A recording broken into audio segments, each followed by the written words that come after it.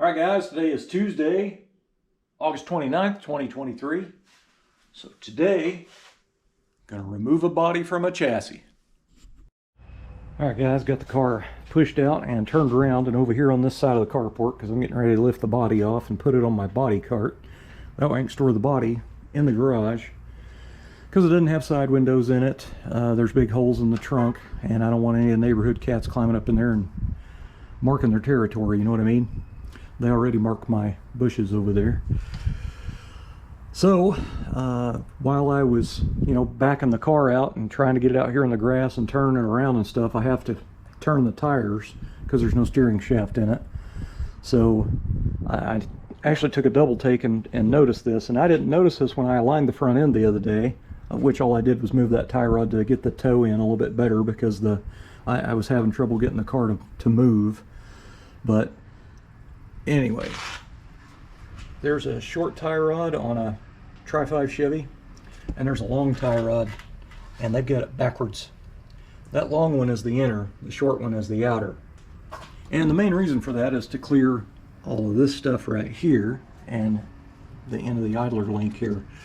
So anyway, this is pretty interesting because that's the only tie rod sleeve I adjusted, and this one over here I did not mess with. That is where they left it, which the car was probably they were planning on taking it to an alignment shop, no doubt anyway. But when they put these tie rods on, they probably, they just didn't know. But what would have happened is, had Steve got this car running and started driving it,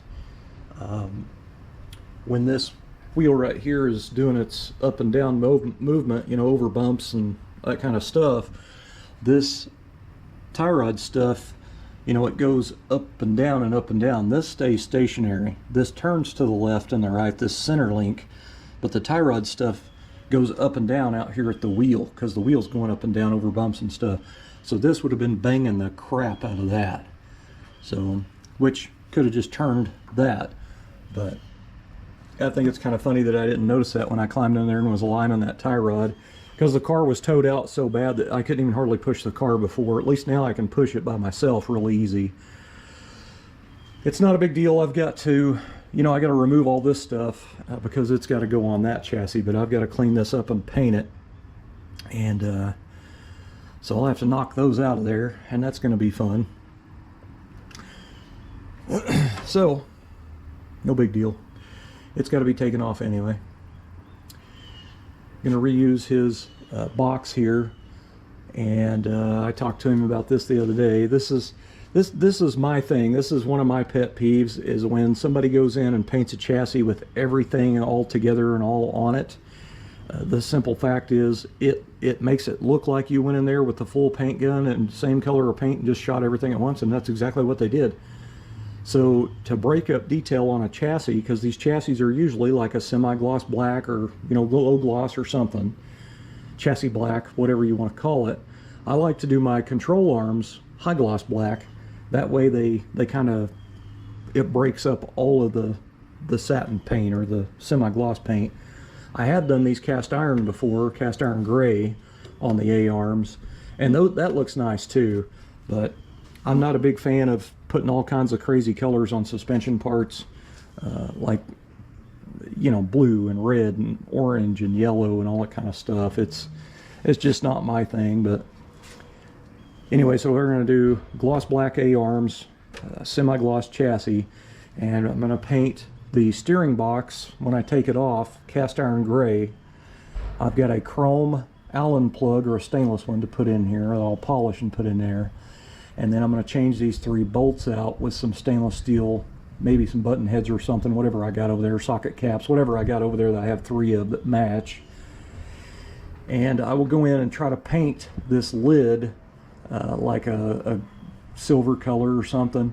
That way it'll be silver, cast iron gray, and it'll have a little bit of detail from the hardware on here. But it'll look like a brand new off-the-shelf steering box at that point. So it's that little bit of stuff like that to me makes a huge difference on visual impact for detail. But I guess I'm gonna get started. Let's get a body off.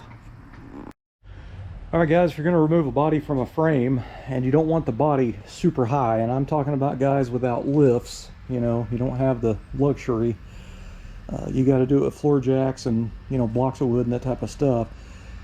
The easy thing to do, or the best way to do it, I have found, is to remove the wheels and put them on like wheel dollies or furniture dollies. Like I have a furniture dolly from like Lowe's or something under there. So this one was underneath the back of that chassis, and I've lifted it up and put it on jack stand so I could use this. So I'll have to do the same thing with that. But anyway, what I'm going to do is lower this down with the center cradle in that, and that's going to really, really lower the car. So when I use a floor jack under there to lift the body up, the floor jack doesn't need to be, you know, blocked up as high to work, because now the car's super low. It's also good when once the body's up enough that it's on those casters, you can roll it out from under the car. You don't have a really tall tire in the way to, you know, hit the body. If you left your wheels and tires on, you're gonna have to have the body way up in the air. Another way that works pretty good, if you don't have wheel dollies or furniture dollies, you can use just bare rims without tires on it. And I did that for a long time. So, and I may do that to the rear, I just don't know yet. I kind of have to wing it and wait till I get there, but I've done a lot of body offs here, lots of frame swaps right here in this very spot. So anyway, this is just going to be added to the list. I wanted to go ahead and remove the shocks since I'm going to have it up in the air pretty far. But anyway, I did tell Steve to go ahead and get some new front shocks, and I'm glad I did, because this is them out of the car. The stem is completely rusted, so you know, once he started driving this, it would have just chewed the crap out of the seal. Well, it looks like it's already leaking a little bit, but I can't even hardly push it in because of the rust. It's pretty much seized up, so it's not even going to come out or anything. So these are completely toasted. Bushings are shot. So they had, this is kind of common. Sometimes the square nuts break off on the lower control arms.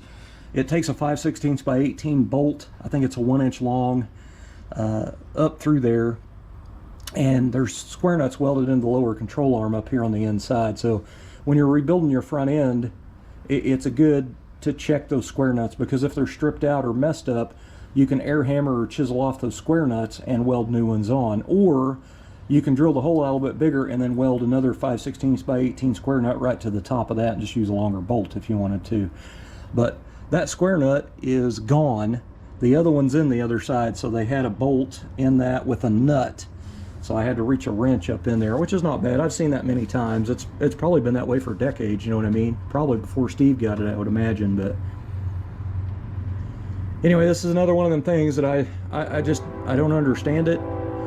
You know, the car they had the body on a rotisserie, and they painted the frame and everything, and I think they blasted this frame. If I remember right, I think Steve told me they blasted this, but I don't think the suspension's ever been apart, and you know, the shocks and all were painted. So I don't know, man. I have many questions. We'll just say that. Well, my jack pretty much, it's done all it's gonna do, I guess. That thing is bleeding off really quick now. When I used it a few days ago, it was bleeding off, but not terrible. So it's done, you know what I mean? So I went down to Harbor Freight and bought me a new one, and that thing was expensive.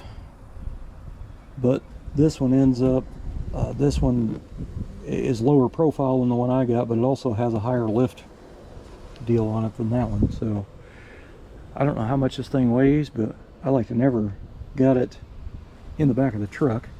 So now I get to get it out of there and put it together and see if I can continue on my day. Found another remarkable discovery. So when they sandblasted this frame, all this stuff was left on it. So the sand got down inside this. See all that sand right there? That goes down inside there to hold that ball in place.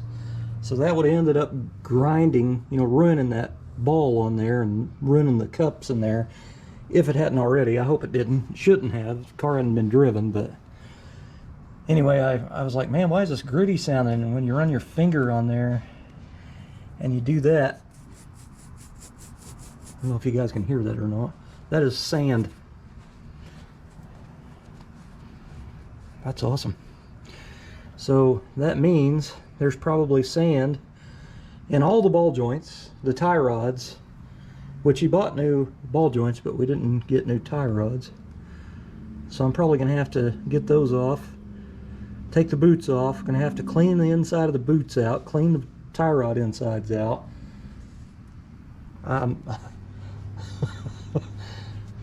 Eventually, I'm gonna get rid of all their crappy work.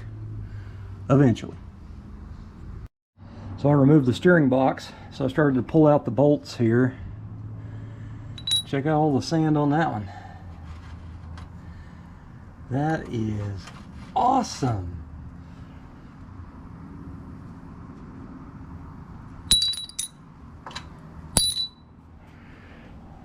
I always take my chassis completely apart before I have them blasted, or I blast them myself, but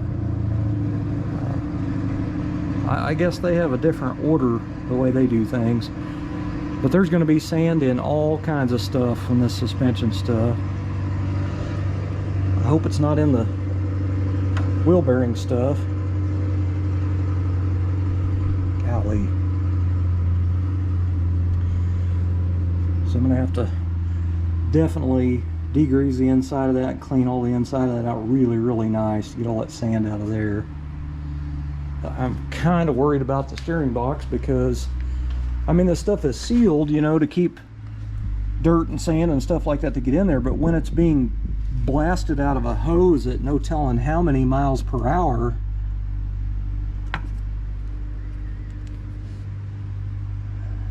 that's grease and sand mix. So, God.